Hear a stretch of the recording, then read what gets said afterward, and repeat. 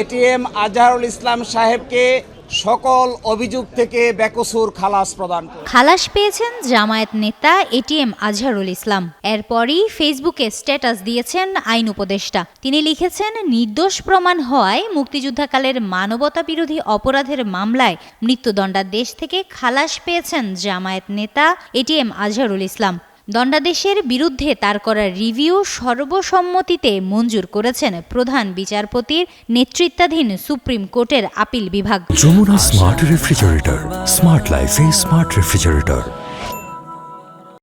তিনি লেখেন, আজহারুলকে মৃত্যুদণ্ড দিয়ে আন্তর্জাতিক অপরাধ ট্রাইব্যুনালের রায় এবং মৃত্যুদণ্ড বহাল রেখে এর আগে আপিল বিভাগের দেওয়া রায় বাতিল ঘোষণা করা হয়েছে। এই ন্যায় বিচার প্রতিষ্ঠিত হওয়ার সুযোগ সৃষ্টির কৃতিত্ব জুলাই গণ আন্দোলনের অকুতভয় নেতৃত্বের। আসিফ নজরুল লেখেন, এই সুযোগকে রক্ষা করার দায়িত্ব এখন আমাদের সবার।